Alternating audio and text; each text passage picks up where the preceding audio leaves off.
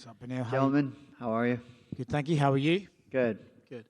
What do we make of Arman, man? He's a fiery, young up-and-comer with a lot of talent. It's an interesting matchup. How do you see him playing out? I think he's a stud. You look at him in every aspect. He can fight. He can grapple. He can strike. He can mix it up. And he's 27, I think, or 26. He's a young kid, and makes him dangerous. You know, when you're young, you grow in leaps and bounds. So I don't look at him like his last fight or the fight before that. I look at him like a better version. What could he do to be better? I look at that version and I prepare for that version. Yeah.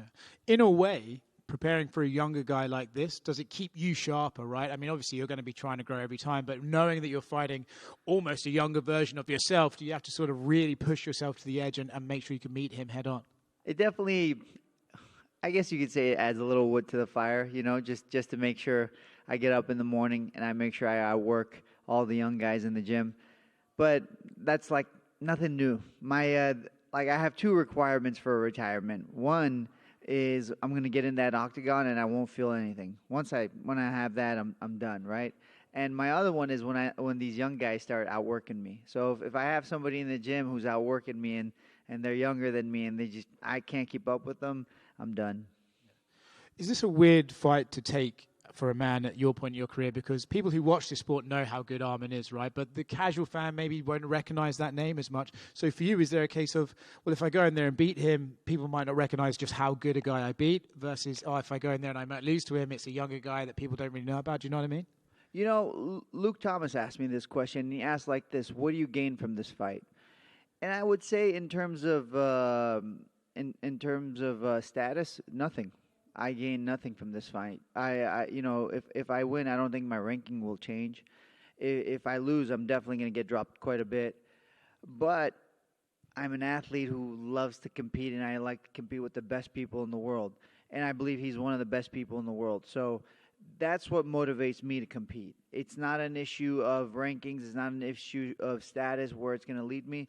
I want to make sure before I retire, I fight the best guys in the world, and I think I'm doing that.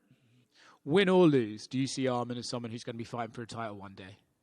Yeah, it's hard to not see it. He's 27. I don't know. Is he 27 or 26 exactly? But one of those. And he's got such a bright future. For sure, I think he'll fight for the belt. And I think, I think he could definitely be champion one day.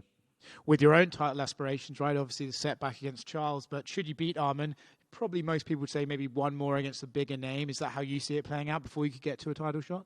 Yeah, I think that's how it would be. I need one more bigger name. But it's tricky for me. For some reason, my standard seems to be a little different. So I would assume one more, but you never know. They might have me do just two more. Yeah, maybe. What happened with Dustin? I saw recently in an interview you said you were getting offered that fight twice. Why has that fight not come together? Well, I believe, I've seen interviews with Dustin. He's not really interested in fighting me. I don't get him excited, I guess, the way he puts it. But from my understanding is when John Jones got hurt, they were hoping to boost that card up with Dustin Poirier and myself. And they called him, and he wasn't interested. And I believe they even tried for this date. This is what I was told. I'm not sure what he was told on his side, but they were also given the option of fighting this date with me, and he turned down both of them. So that's what I've been told. You know, this is why I like to hear the other side as well, so I can know what actually happened. So, but that's all I got. Do you kind of then think, well, if he has turned it down twice, I may as well just forget that fight because clearly he's got no interest in it, and you have to look at other names? Yeah, I mean, I don't talk about Dustin Poirier like I want to fight him. I just mention him when they asked me to fight him. Like I moved on. You know what I mean? When they before Charles, he was an option. I said yes. So that's why we talked about him. Now I mentioned him because I thought there was a possibility. That's it. I can't force a man to fight me, right? I'm just the opportunity to fight a guy like Dustin Poirier would be amazing because of his skills and what he's done in this sport. But I understand his legacy, and he wants certain types of fights, and he's done what he's done in this sport. If he wants to he wants to pick his fights at this point, all the best. The reason I ask is because not for the first time in your career, should you win this, you'll be in a bit of a weird spot, right? Because the three guys above you, Gaethje doesn't want to fight until he fights for the title. Charles is fighting for the title next. And you've got Islam, the champion. It kind of puts you in a spot where, who do you fight? You're going to be asked to fight down again. Yeah, which is, just don't make me fight Gamrot again. But I guess that's my only thing. Gamrot, man, that guy was such a stud. Gamrot was an interesting fight because typically when I fight, I can feel people breaking, and he never broke. And that it scared me at the end of the fight. I was like, bro, I couldn't break this guy. So I would have to probably fight down, like you said. And unfortunately, Fiziev is out. So, we'll see. This is looking so far ahead. Ideally, I would like someone ahead of me, but it is what it is. Back to Saturday then, I mean, it has all the potential of a great scrap, right? Two guys who are very well-rounded and very good in all areas. How do you see your strengths against his, and where do you have that edge against the younger guy? I think the edge is going to be in an experience. I think I'm more experienced, and I can find little things here and there to create a greater gap between our skill sets. So a little bit here, a little bit there. I'm hoping I can create a bigger gap, and then find that finish, whether it be a submission or a knockout. But the requirement is to be able to pull away slowly because our skill levels are so close, and his style is so good that I would need to break him little by little. Nice, man. Hey, Beneil over here. So how important is it, considering, like he just said, like you're kind of like in this weird spot where, all the guys above you are kind of like waiting for their title shots and sort of things like that. So if you are to have to wait and fight back again, are you going to, kind of like demand another main event slot on a fight night like this?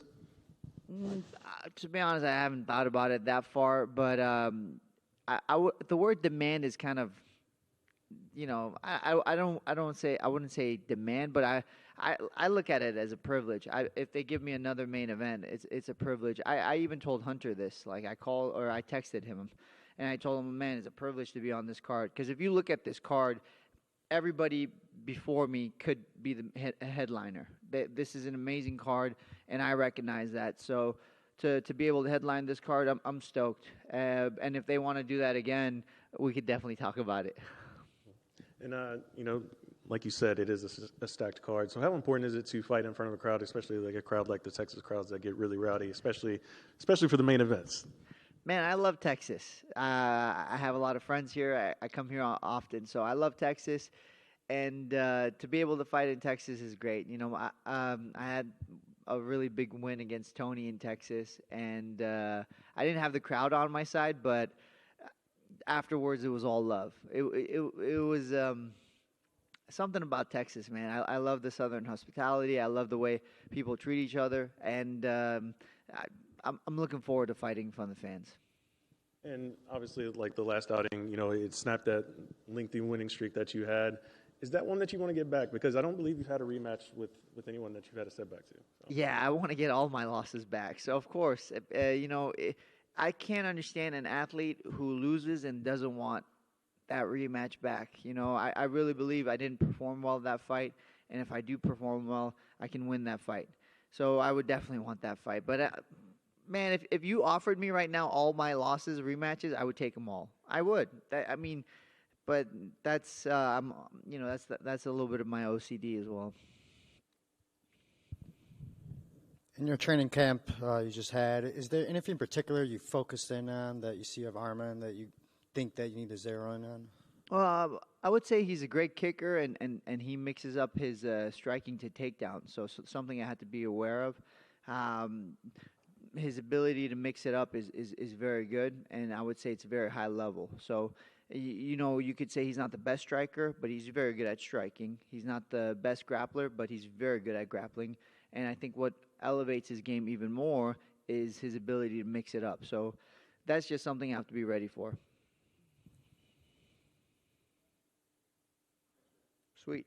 Thank you, guys.